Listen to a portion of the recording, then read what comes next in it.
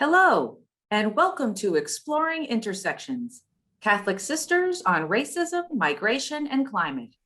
Here's our host, Cherish Budzinski. Hello, and welcome to this episode of Exploring Intersections. This program is made possible through the Leadership Conference of Women Religious, Region 10. Over the coming months, we're talking with expert panelists about some of the biggest social issues of our time.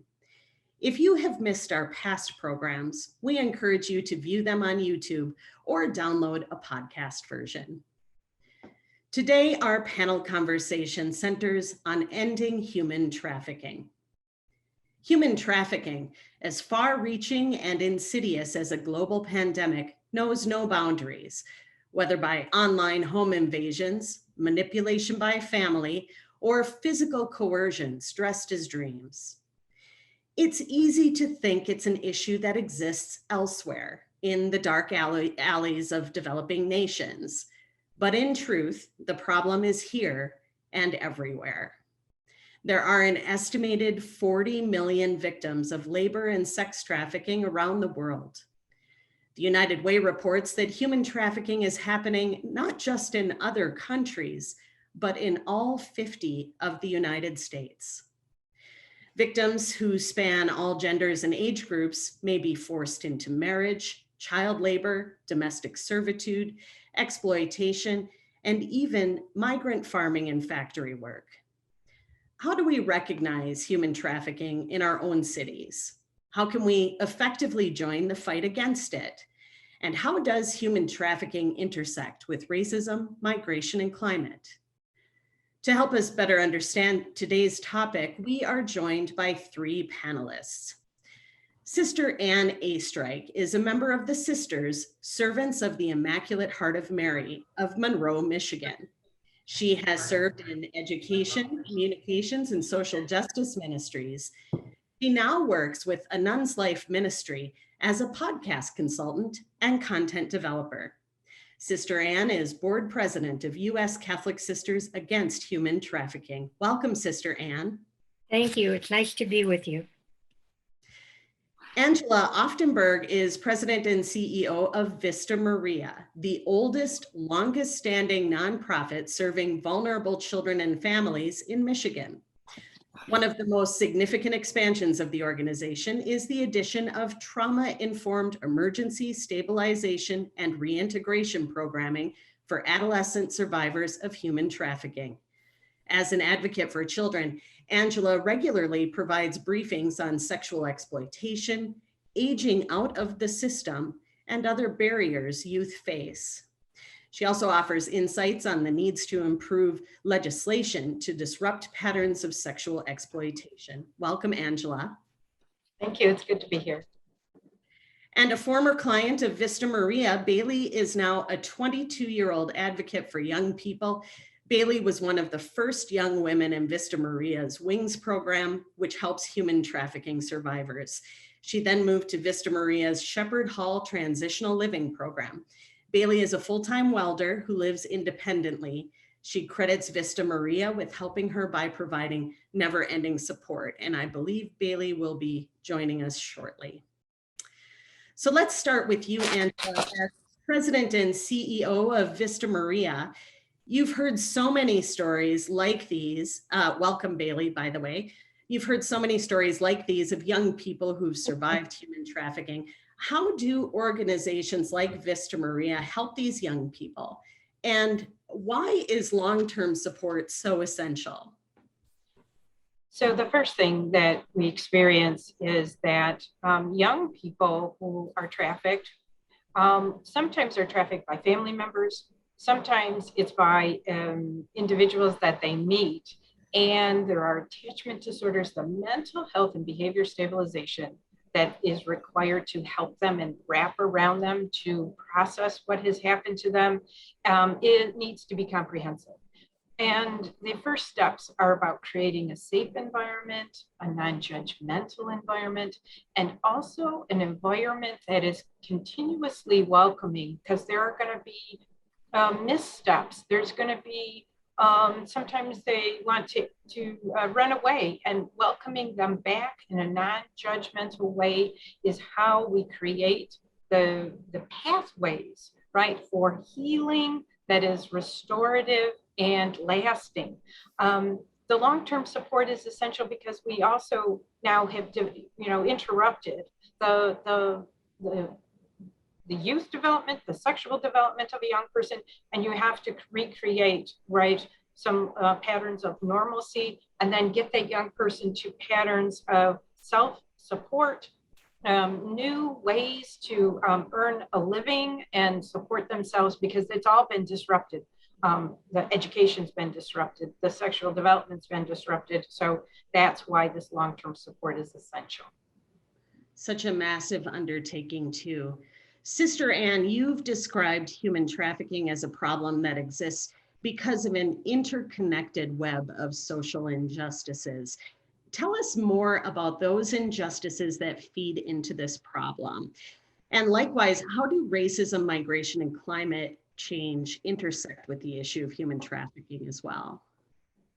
Each of the issues you mentioned, Cherish, are drivers of human trafficking because they all increase the vulnerability of people. For example, let's just take a look at forced migration. People who are migrating are fleeing. They're not traveling. They're fleeing because they may have very little access to food, water, clothing, income. They may be fleeing violence, conflict, the results of natural disasters, effects of climate change, fires, floods. They may have livelihoods that have been destroyed or can no longer provide for their basic needs. And they don't see a way they can continue to live where they are and provide for basic human needs. So they're looking for decent jobs to sustain their lives and provide the basics of life for themselves and their families. These people are vulnerable to a trafficker who might be promising passage to the US or to Europe, to a safe place, promising a job, offering education for your children. So forced migration is a big driver of human trafficking, and we've heard about that, especially at the southern border in our country. And then systemic racism also. This is based on the false assumption of white superiority. And that false assumption has been codified into practice and norms and culture and law that allows white people benefits and privileges that are not available to Black, Indigenous, and people of color. So that increases their vulnerability as well. And then again, I think we've talked a little bit about climate change because that's often a driver of migration. So they're all very, very closely connected. And let me just add that people are dealing with a global economic system that values profit over people and production over labor, and a system that concentrates wealth at the top that in fact does not trickle down to those who are at the lower rungs of the economic ladder. So all of these factors combine to make people more vulnerable to the approach of a trafficker. And if you're a female, you are more valuable. I mean, you are more vulnerable. Yeah. Still. Sister Ann. And Angela, anything to add to that about the social injustices that are root causes of this issue?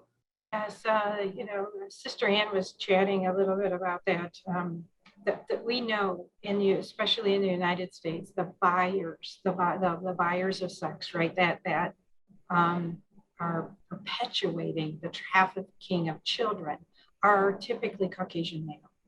And our patterns that we've seen is we see about a good portion of Caucasian females as well as young persons of color being exploited. We see a lot of exploitation of diverse people with diverse SOGI, sexual orientation, gender identity, and expression being trafficked. So these insecurities are preyed upon and they tend to come from all of those areas on the graphic that Sister Ann showed. And it's just a never-ending cycle, unfortunately. Yeah. We're also joined by Bailey, who is so brave to be here today as a survivor of human trafficking. For many of us, the issues that victims of human trafficking face are simply unimaginable. But as a survivor, Bailey, we know these are a part of your life story. Can you share with us first how you initially got involved in human trafficking? Yeah. It all started when I was a baby. Both my parents were drug addicts. My mom's boyfriend would sell me for drug money and drugs, but everything after that was fine. My grandparents got me when I was about a year old. I went to live with them, but it changed something in me. There was always something missing after that in my life, so I was always looking for more. And then I myself got onto social media apps when I was 14 and started trafficking myself and didn't even know that that's what I was doing from the start of it. And until I got to Vista, that's basically what I did. And then Vista taught me how to not traffic, how to live a healthy life. Yeah, thank you for sharing your story. I know it's difficult, and I want you to know all of us watching today are so appreciative of your willingness to be here. During the time when you started to become involved in human trafficking, how did others help you, and how did you eventually get connected to Vista Maria? Well, I went to little hospitals and placement centers for a while. They were all just short term and didn't really do much. I went to about 13 of those before I came to Vista. I didn't know what human trafficking was except for them. So the very last time I ran away, my grandparents had revoked their rights, and the state got me, and they were the ones who put me in Vista. And they were like, this girl is human trafficking. So they sent me there. That's how I got to Vista. Great. And we all know that it's a myth that human trafficking is solely young women being trafficked for sexual exploitation, although that clearly is a component of it. What are some of the other myths of human trafficking? Sister Ann? Well, one of the myths is that trafficking always involves sex. There are so many ways that trafficking presents itself. It can be labor, it can be begging, it can be forced marriage, organ trafficking, and in many countries, child soldiers. So it's not always sex. Mm-hmm. And Angela, anything to add to that? I think that people perceive, like in the movies, that it is a kidnapping of a young person or a female. And that is rarely the case anymore, especially in the United States. It is all over the internet, and it's very subtle. Traffickers are part of organized crime, and it's big industry. There are large networks that cross multiple states where drugs and humans are trafficked for all sorts of different reasons. This map here is already a few years old, and it comes from the Polaris Project, but the heat map right where the red is, these are the areas where the highest reported cases. You can barely see Southeast Michigan, most of the East Coast, Florida, and we have human trafficking reported cases that are all in all 50 states. I have had people say to me, oh, well, not in my neighborhood, everybody's safe. And it is not the case. In Michigan, we have seen from the most affluent communities trafficking cases, as well as the most impoverished. So that is a myth. And one other myth is that as soon as you take or rescue a young person or a female out of trafficking, that person is automatically healed. And that is not the case. The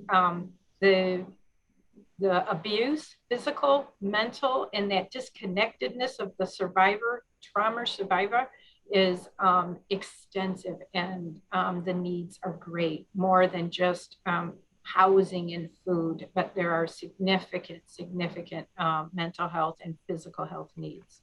Mm-hmm. And I think another myth that we need to remember is that people believe traffickers target victims they don't know. Very often they target victims that they do know and do know well. Yeah. It may be romantic partners or family members, friends, fellow students. Very often. Yeah, I'm sorry, Sister Ann. Yeah, go ahead. We had a older sister. We've had family members, and that the trafficker is always a male, right? That is not true. There are many traffickers who are female, or traffickers use females to entice others. We even had an older couple in their 70s, Caucasian older couple, looked like a grandma and a grandparent kind of type, that enticed young people into a sex trade and labor trade network. Mm-hmm. Wow. Bailey, any thoughts on some of the myths that you've come across? Yeah, one myth that applies to me is it's not always forced. Some young people, or people in general, just don't know what they're doing is really all that bad. And the society we're kind of in now, it's like, oh, you can do anything you want. It's okay.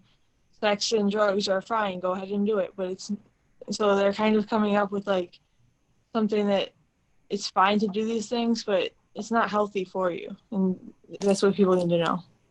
Mm-hmm. These days, there's also a lot of disinformation about human trafficking out there, as with many of the topics that we're talking about this year. Sister Ann, what are the consequences that we're seeing as a result of that? I think the consequences are sometimes particular to the conspiracy or to the disinformation. For example, I know that we hear a lot about QAnon, okay? And the taking over of the hashtag Save the Children or Save Our Children, that started to happen last summer. And the idea is that there are these online complex schemes involving child sex trafficking. And if you look for the truth, you won't find it. These are never based in any foundation of truth. But what they do is they assign blame, or they have another agenda. But sex trafficking, and especially the trafficking of children, most people find that abhorrent and want to help, want to respond. But there is never an avenue with a conspiracy theory in a way that you can help the trafficked victims. Another thing that is a big consequence is, if you remember last year, we also had a conspiracy theory about children being trafficked and shipped in large furniture by Wayfair. No truth to that. But what happened is so many people were very, very concerned about that they actually did call the National Human Trafficking Hotline and text line. There are probably 10 to 12 people who are answering that hotline 24/7, 365. And when hundreds and thousands of people are making those calls, they basically shut the hotline down.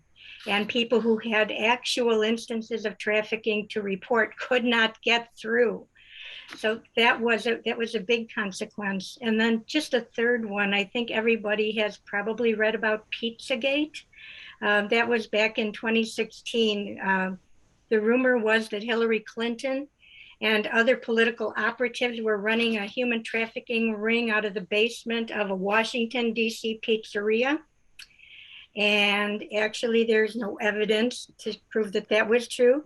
The restaurant in question didn't have a basement, but there was a violent incident there in which a man who believed the stories showed up at the restaurant heavily armed, and he was arrested, and he is serving time now and has since apologized because he was acting on false information.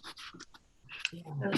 Yeah. It's so concerning, this type of social engineering and the disinformation and how it spreads so quickly as well.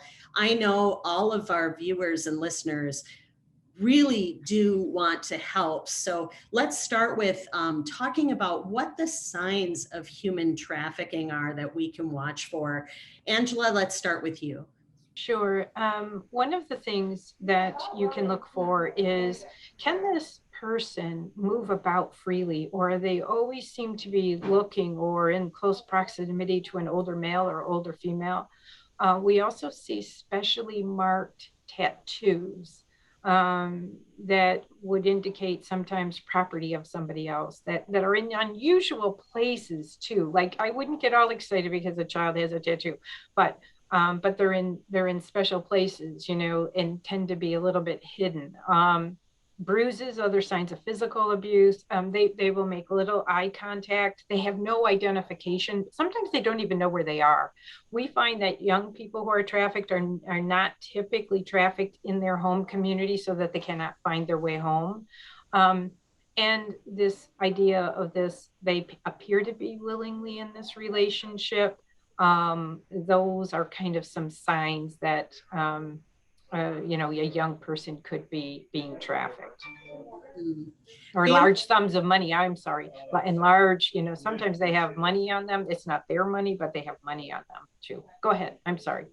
Bailey, any thoughts on signs that people who want to help should be watching for? Some signs are like, if you go somewhere like a hotel or anywhere and you see like a young person by themselves with an older guy and it just looks weird, or if you just have like a bad feeling about any kind of people you see that kind of situation, you should just report it. Great. And Sister Ann, any thoughts to add? Yeah, let me pick up on what Bailey said. That's really important. There are a lot of signs if you're in a hotel or hospitality setting to look for. If people check in, these are especially for employees of hotels. If people check in, you don't see them come down for the breakfast. They don't request housekeeping. That there's traffic in and out of the room. People are coming and going, but you don't see them. That's a red flag. And I think in other situations too, there are many red flags. So sometimes situationally, you have to look for signs. If you're in healthcare, there are signs. When I think, and Angela probably know better about this, but about 80% of people who are trafficked come into some kind of relationship with the healthcare system. They show up there at some point during their trafficking experience.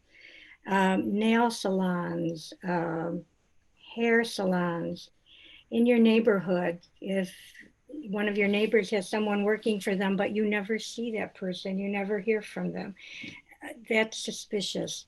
That requires a call to the human trafficking hotline so they can check that out.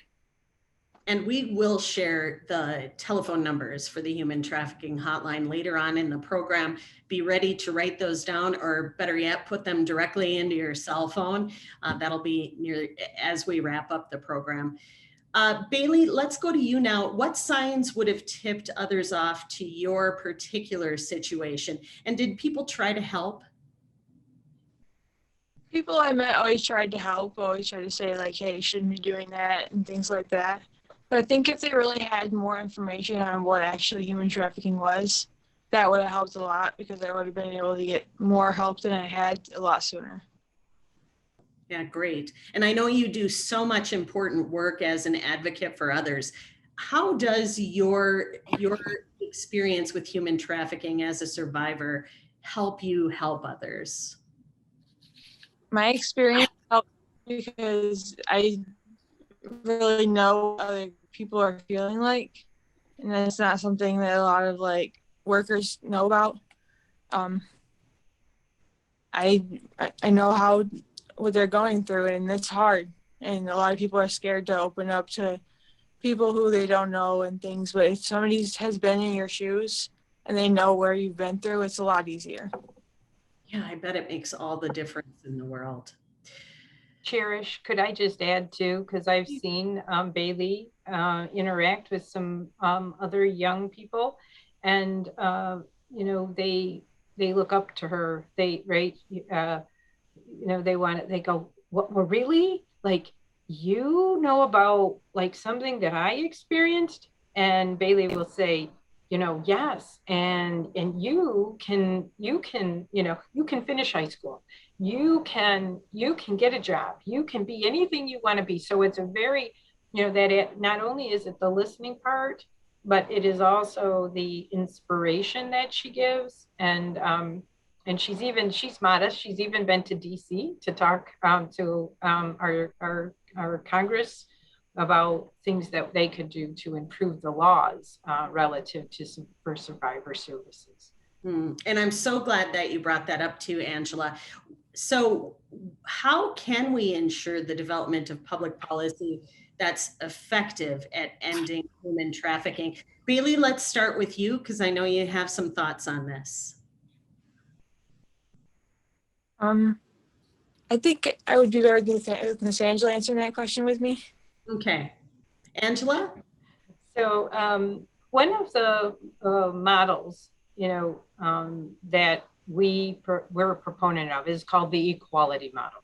And the equality model provides a framework that, number one, has a framework of laws that improve awareness, as well as training for professionals who may come in contact, that Sister Ann was talking about, healthcare or nail or dental officers or optometrists, right? Individuals who may come in contact with someone who has been trafficked and what to do. It also has a framework of demand reduction strategies and laws, because if we do not cut back on demand and increase the penalties and the services of reducing the buying of sex or services and labor, right? Cheap prices, for things, we just perpetuate, right? We're feeding the monster. That's important. And then last but not least is we cannot just safe harbor survivors without treatment. And because prostitution is, because that's the category for sex trafficking, because prostitution is a state law and not federal, we have not made as great of inroads as we have with some prominent labor trafficking cases, because that comes under it comes under a different category, the RICO language. And so federal prosecutions for labor trafficking tend to be much more prominent and expansive than sex trafficking in the United States. But that's a nice framework that people could research and look into. This idea of legalizing prostitution as a means of empowering women is, it's rubbish. There is no empowerment when one person is paying for something. They have power and control over another person. There isn't anything empowering about that. I want to second that. I want to absolutely affirm that. Our organization has just recently adopted and are supporting actively the equality model.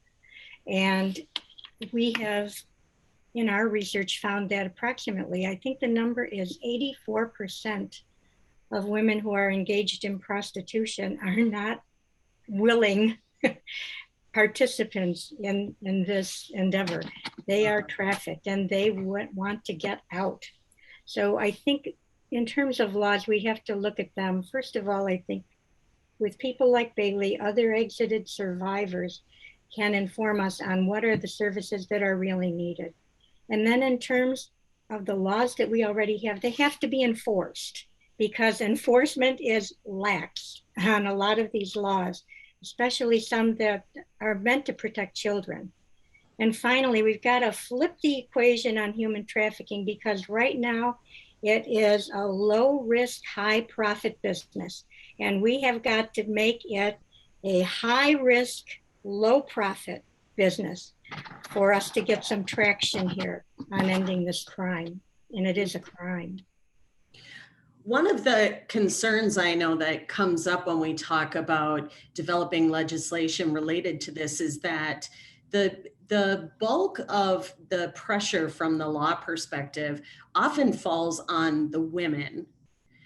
Can anybody address that issue? How can that be shifted so that perpetrators of human trafficking are equally as put under the microscope, essentially?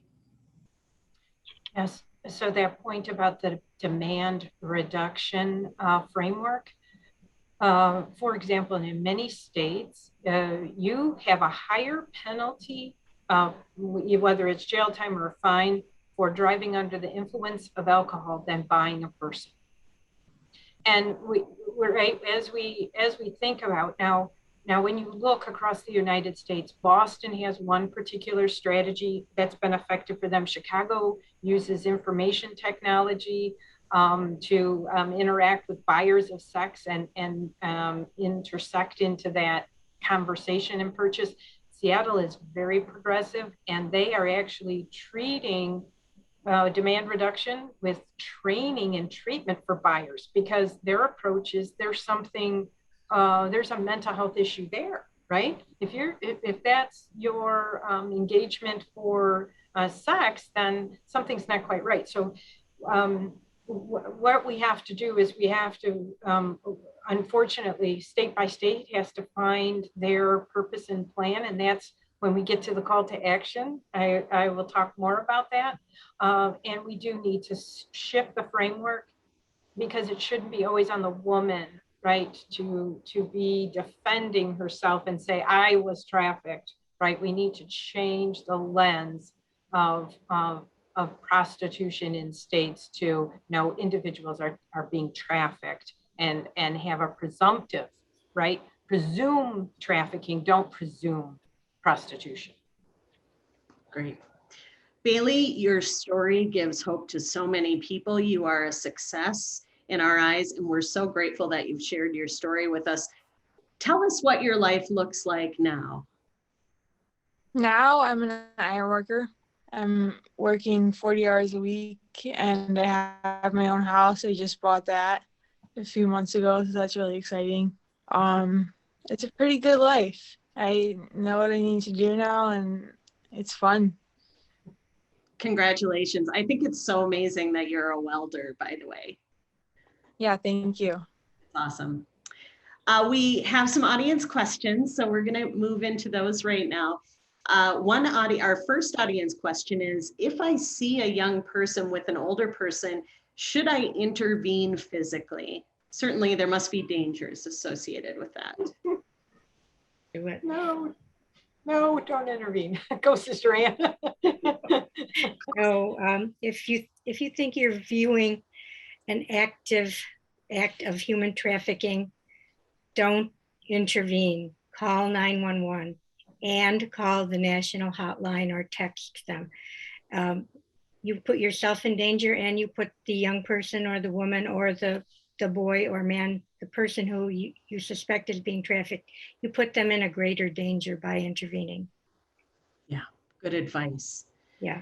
I have another audience question. A college classmate of mine has an OnlyFans, that's an account, an online streaming service, and they sell explicit images of themselves to people for money. And she seems like she does it willingly and happily, but it breaks my heart. Is there anything I can do for her? Any thoughts on that?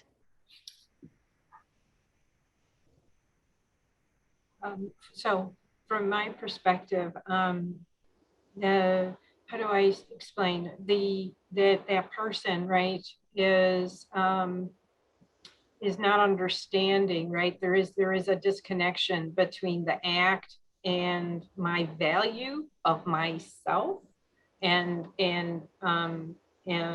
my inner beauty, right? All right, and that is a degrading effort, right?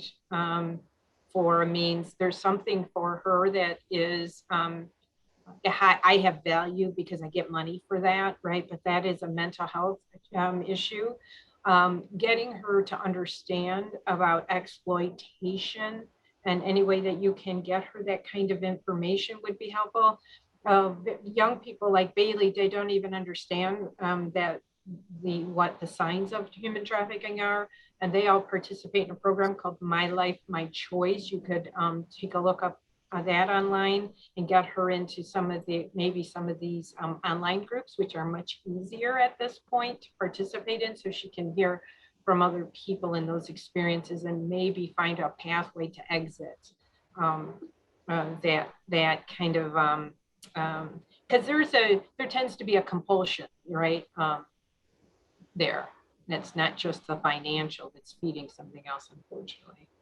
Right. And I think there's such a huge gray area these days too, when people go online and seek validation and can easily move into a space that all of a sudden gets very seedy very fast.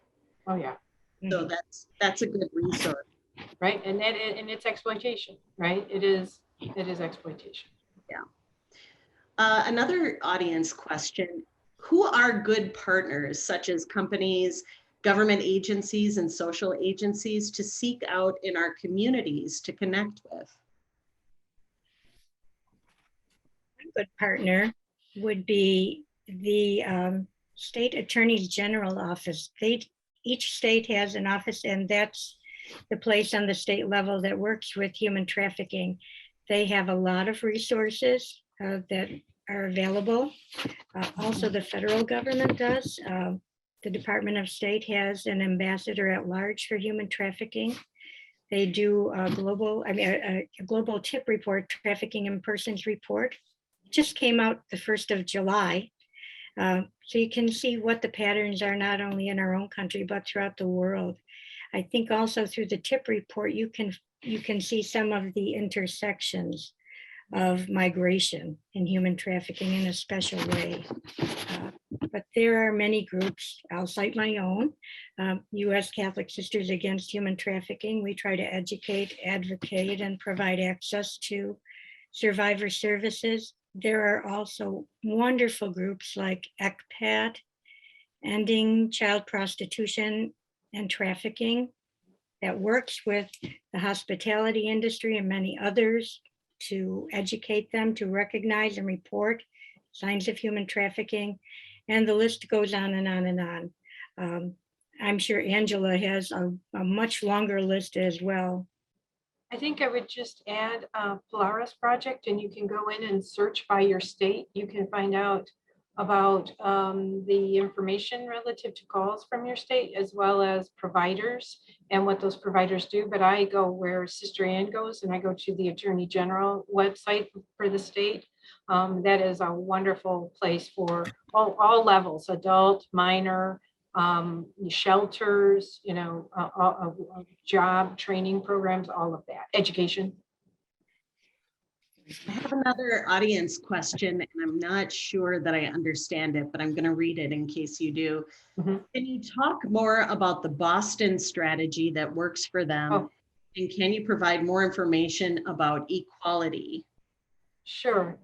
So what they're talking about is, I was fortunate enough, we didn't even talk about this. I was on a fellowship leave that gave me 16 weeks to go and study what different states were doing to upend or impact ending human trafficking in their states. And I visited Boston, Chicago, and places in Florida, interviews, etc. Anyway, in Boston, their approach was a partnership between law enforcement as well as the providers of services.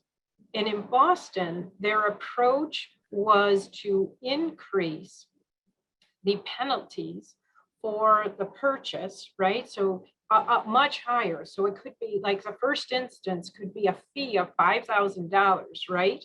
which then compelled, right? So it was a little more painful, and then they would also marry that and provide that money. A third would go to law enforcement, but 2/3 would go to service providers to provide services for victims of trafficking. And then they also created a network, a collaborative network of providers that also then made those referrals of buyers, into the schools. The more, and then Chicago uses, when they go on to, actually, they have a sophisticated robot computer that goes onto the internet, and they actually create ads. And when a buyer clicks on it, they actually flash up the law and tell them that it's illegal, and they interrupt the transactions, and it's very sophisticated. So different states, like I said, have different approaches. Another audience question: is there legislation now in Congress concerning human trafficking?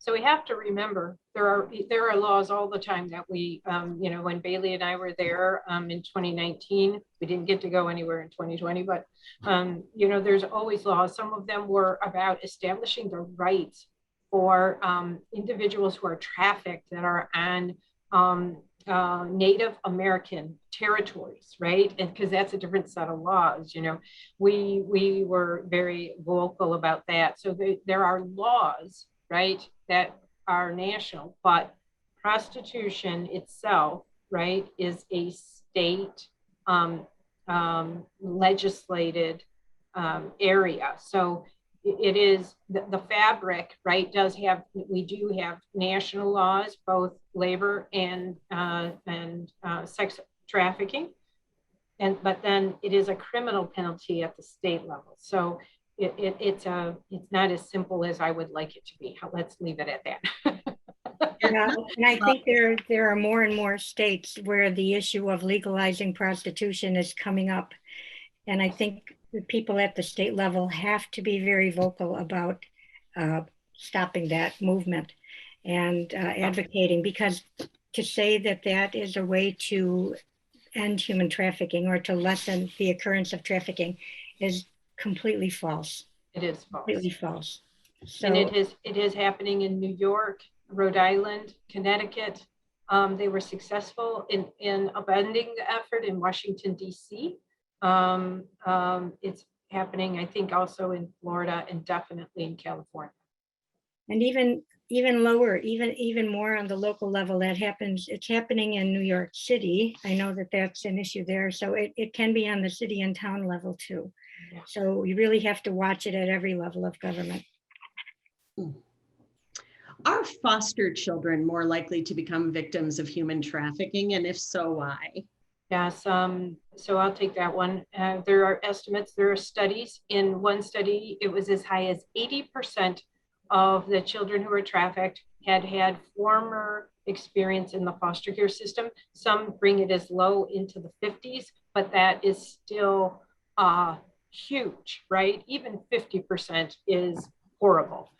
Part of that is because traffickers prey on vulnerabilities, and those individuals who prey on those vulnerabilities, as Sister Ann said, sometimes we have had mothers and fathers traffic their children. We have had older siblings. We have had, moms, boyfriend traffic. So a good 50 to 60% of the children that are trafficked know, they're in a familial type relationship with their trafficker.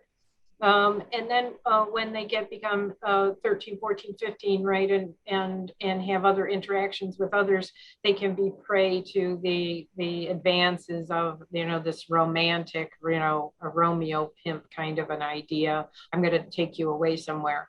And so the vulnerabilities that young people that have experienced the foster care system are preyed upon by traffickers. It's heartbreaking.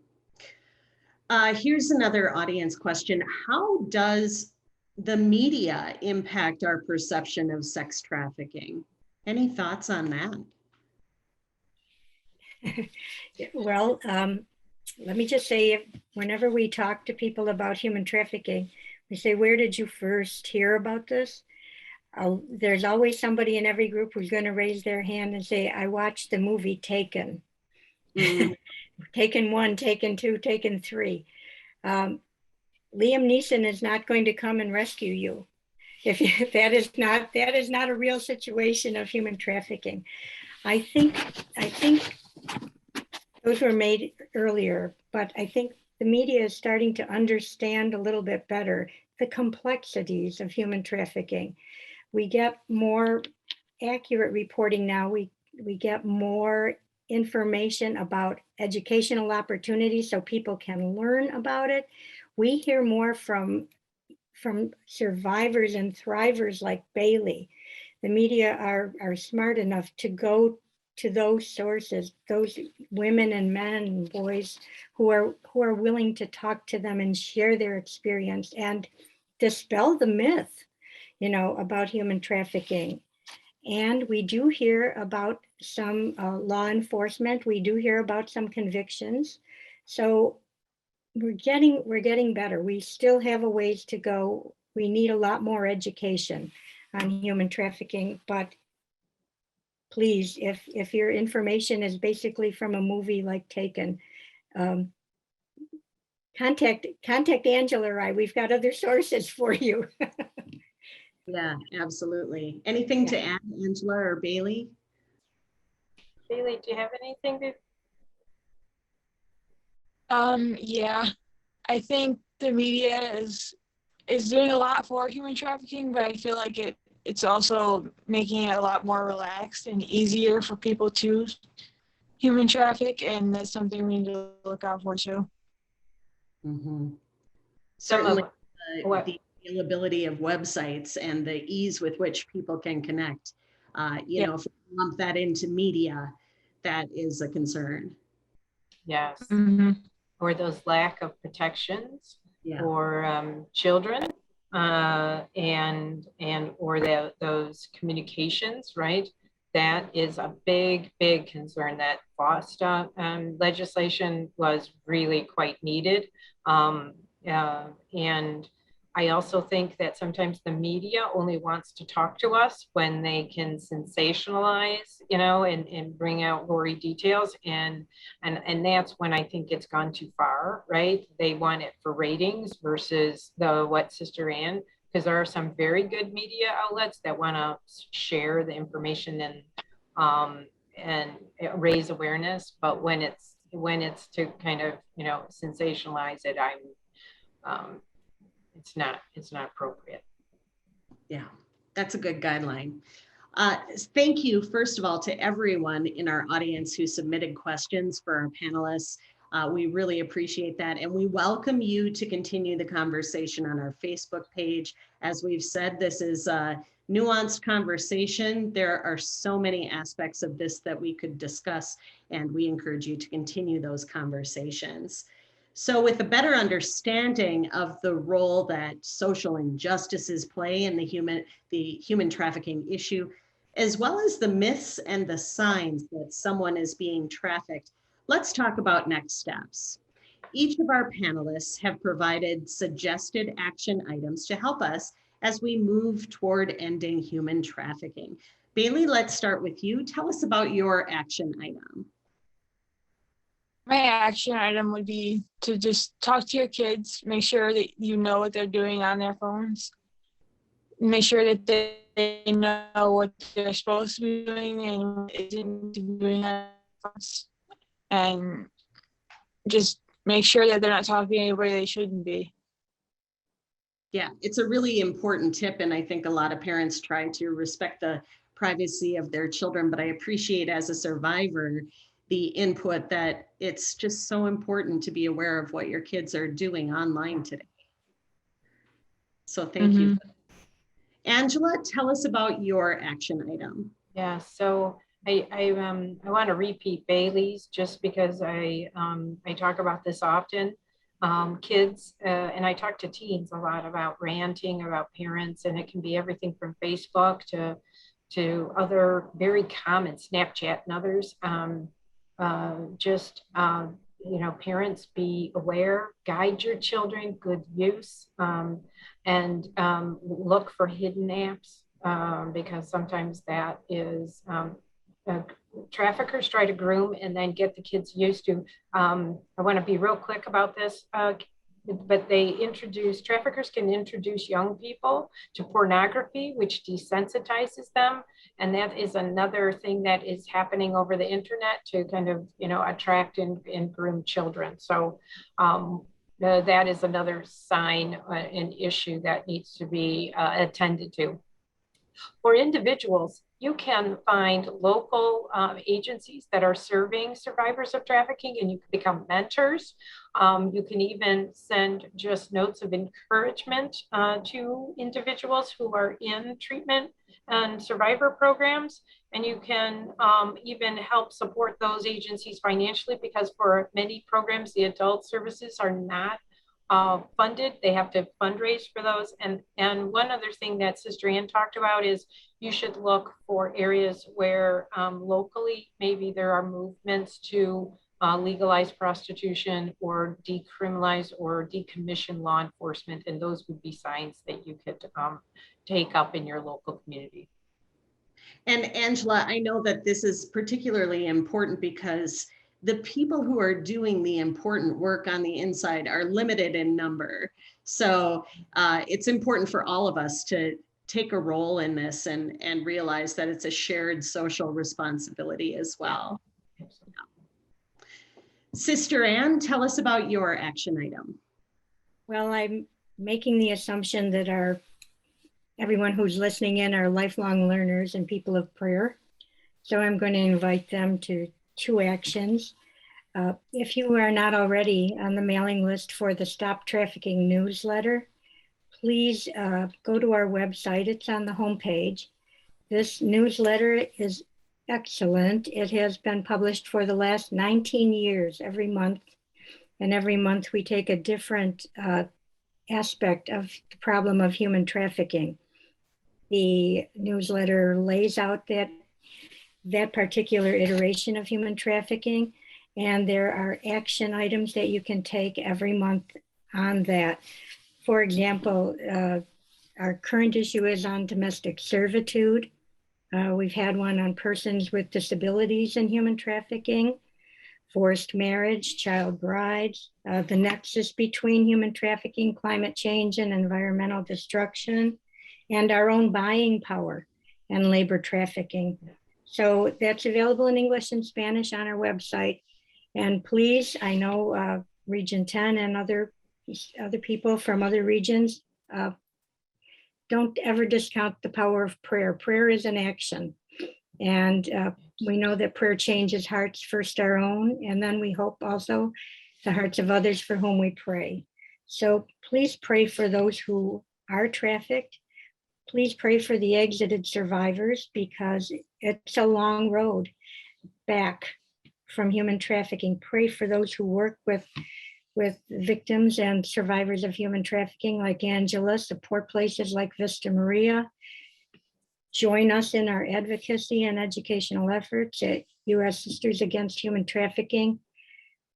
There's something you can do every day just to keep this in your mind and in your heart. Don't forget the faces of the people who you know who have been part of human trafficking. And with that, we want to share the National Human Trafficking Hotline number. Write this down, put it into your telephone today. And this is more information about how you can help as well. If you are a victim of human trafficking, or if someone you know is a victim, call the National Human Trafficking Hotline. That number is 1-888-373-7888. Or you can text 233-733.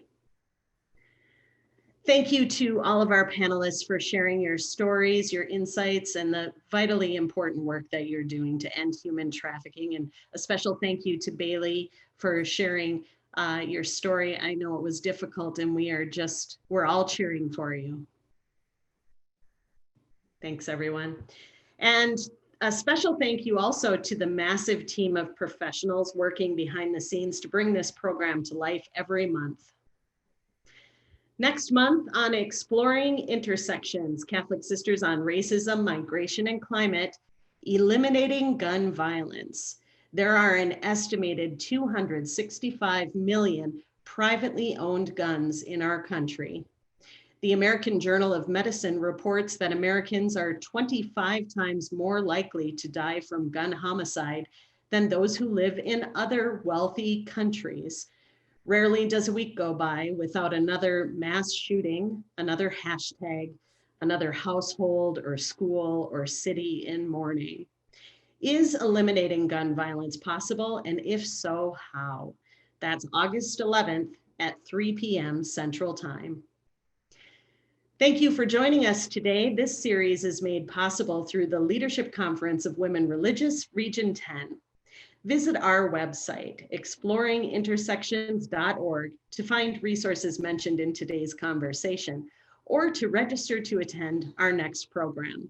We broadcast live every second Wednesday of the month at 3 p.m. Central. You can also download podcasts of our panel discussions from Apple Podcasts, Spotify, and Google Podcasts, or via our website. And be sure to connect with us for the continuing conversation on Facebook. I'm Cherish Badzinski, and thanks for tuning in to Exploring Intersections.